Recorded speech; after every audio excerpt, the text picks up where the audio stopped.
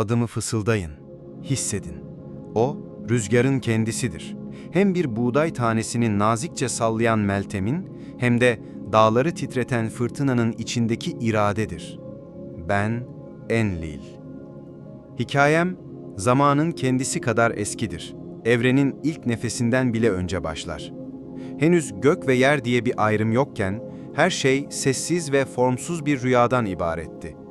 Babam An, yani gök ve annem Ki, yani toprak, kadim tanrıça Nammu'nun sonsuz sularında birbirine sıkıca sarılmış halde uyurdu.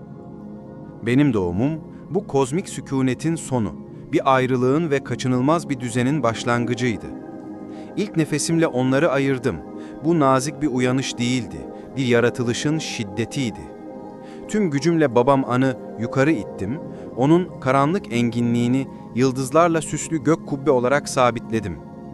Ayaklarımın altındaki annem Ki'nin sıcak ve verimli bedeni ise benim krallığım, benim hükümranlık alanım oldu. Bu, benim ilk ve en temel eylemimdi.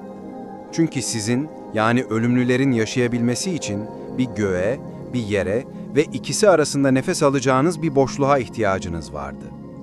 Babam, göklerin sessiz, onursal hükümdarı olurken, yeryüzü ve atmosfer, yani hayatın kendisi, benim idareme verildi.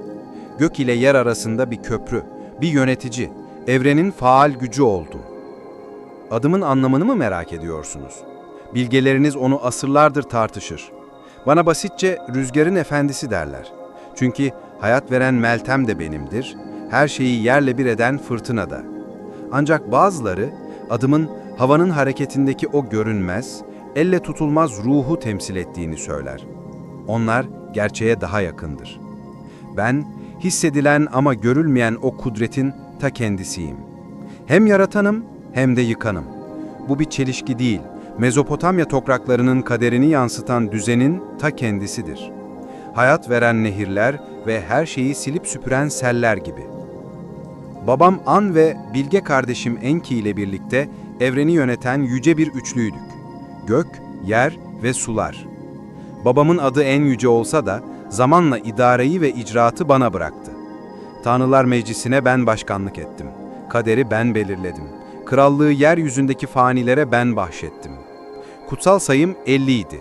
Babamın mutlakiyeti simgeleyen 60'ından sonra gelen en yüce yürütme gücü. Ve evet, bana tanrıların babası demeleri boşuna değildi.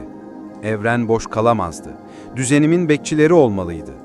Eşim Ninlil'le birleşmemden gecenin efendisi Ay tanrısı Nanna, yeraltının korkulan bekçileri Nergal ve Ninazu doğdu. Benim savaşçı yansımam olan oğlum Ninurta ise hem toprağı süren sabanı hem de düşmanı yok eden topuzu kullanma yeteneğimi miras aldı. Her bir çocuğum benim irademin evrenin farklı köşelerindeki birer uzantısıydı. Otoritemin kaynağını mı sordunuz? O, avuçlarımda tuttuğum evrenin nabzının attığı kader tabletleriydi. Onlar üzerinde yasaların yazdığı cansız taşlar değil, kozmosun yaşayan, nefes alan anayasasıydı. Onlara sahip olmak hem tanrıların hem de insanların kaderini belirlemek demekti. Benim sözüm kanundu, emrim değiştirilemezdi. Bu yüzden yeryüzündeki krallık benden gelirdi. Krallar ne kadar güçlü olurlarsa olsunlar, taçlarını ancak benim onayımla meşrulaştırırlardı. Sadece krallığı değil, medeniyeti de ben verdim. Kazma efsanesini dinleyin. O kutsal kazmayı icat eden, toprağın sert kabuğunu kırıp siz ilk insanları birer filiz gibi yeryüzüne çıkaran bendim. Sizi tanrılara hizmet edesiniz, onların yükünü hafifletesiniz diye yarattım. O kazmayla şehirler kurdunuz, tarlalar sürdünüz ve benim Nippur'daki evim Yüce Tapınak Ekur'u inşa ettiniz. Tarım, şehir hayatı ve ibadet hepsi benim o tek bir ilahi eylemimle başladı. Ama unutmayın, yaratan el aynı zamanda yok edendir. Büyük tufanı hatırlayın. Evet, o benim kararımdı ve arkasındayım. İnsanlık çoğalmış, sizin gürültünüz evreni sarmıştı. Bu sadece bir ses değildi.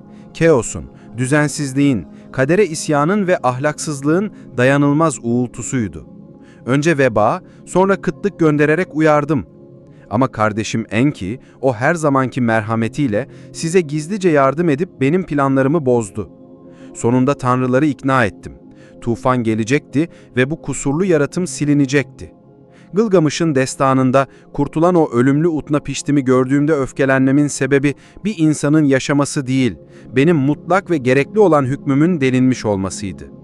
Enki'nin merhameti benim katı adaletimle her zaman çatıştı. Ama düzen bazen tersine yaratım gerektirir. Keosu temizlemek için her şeyi sıfırlamak benim görevimdi. Gücümün ne kadar mutlak ama bir o kadar da korunması gereken bir emanet olduğunu anlamak için Anzu kuşunun hikayesine bakın. O kurnaz canavar ben yıkanırken kader tabletlerini çaldığında evren keosa sürüklendi, yasalar anlamını kaybetti. Diğer tanrılar aciz kaldı. Onu yenip tabletleri geri getiren, böylece hem benim hem de evrenin düzenini yeniden sağlayansa savaşçı oğlum Ninurta oldu. Bu, otoritemin evrenin temeli olduğunu kanıtlayan bir dersti. Dünyevi merkezim benim yeryüzündeki krallığım Nippur'du. Orası hiçbir zaman fani bir kralın başkenti olmadı. Çünkü tek kralı bendim. Oraya cennet ve yeryüzünün bağı derlerdi. İlahi olanla ölümlünün birleştiği yerdi. Tapınağım Ekur, yani dağ evi, tanrıların toplandığı, kaderin yazıldığı, evrenin kalbinin attığı yerdi. Bir kralın gücü kılıcıyla değil, Nippur'da benim tarafımdan tanınmasıyla meşrulaştırılırdı. Onlar bana saygılarını ve adaklarını sunarlar, ben de onlara hükmetme hakkı verirdim. Beni anlamakta zorlandığınızı biliyorum. Bir yanda ülkenin iyi çobanı, bereketin efendisi olarak anılırım. Doğrudur. Refahı getiren, tohumları yeşerten bendim. Diğer yanda ise kükreyen fırtına, insanlığı yok etmekten çekinmeyen acımasız bir güç. Akat hanedanının kralı tapınağımı kirlettiğince onları lanetleyip dağlardan yıkıcı Guti ordularını bir ceza olarak üzerlerine salmıştım. Ninlil'e olan arzum yüzünden ilahi yasaları çiğnediğimde diğer tanrılar tarafından yargılanıp yer altına sürgün edilmiştim. Ama o sürgünde bile kaderimi kabul edip yeni yeraltı tanrıları yaratarak cezayı bir yaratıma dönüştürdüm. Ben, kanunları koyan ama düzenin gerektiği durumlarda o kanunları ilk esnetenim. Çünkü ben doğanın kendisiyim. Hem yayat veren yağmur hem de yıkan sel. Ama devirler değişir. Binlerce yıllık hükümdarlığım güneyden yükselen yeni bir güçle gölgelendi. Babil ve onun hırslı tanrısı Marduk. Kendi şanına Enuma Elish adında bir destan yazdırdı. O hikayede ben ve diğer kadim tanrılar Keos canavarı Tiamat karşısında aciz ve korkak gösterildik. Marduk ise tek kahraman olarak yüceltildi. Zaferinin ödülü olarak Tanrılar Meclisi bana Ennilliği ve kutsal sayım 50'yi verdi. Bu ilahi bir terfi değil, kurnazca yazılmış bir siyasi darbeydi. Babil Nippur'un yerini aldı, Marduk benim yerimi. Nippur düştü, tapınaklarım yağmalandı ve bana olan inanç zamanla soldu. Adım Akat dilinde Ellil'e, Hurrilerde Kumarbi'ye dönüştü. Tufan hikayem başka bir peygamberin Nuh'un hikayesine ilham verdi. Kültüm sona ermiş olabilir. Adım artık tapınaklarda zikredilmiyor. Ama yanılmayın, ben hala buradayım. Yüce, yasa koyucu, hem yaratan hem de yargılayan o gök tanrı arketipi var ya, işte o benim. Marduk'ta, Kumarbi'de, hatta Yahve'nin öfkeli anlarında bile benim bir parçamı görürsünüz. Rüzgar estiğinde, fırtına koptuğunda, bir kral mutlak bir emir verdiğinde, işte o an beni hatırlarsınız. Çünkü düzen ve keos arasındaki o ezeli dansın efendisi bendim.''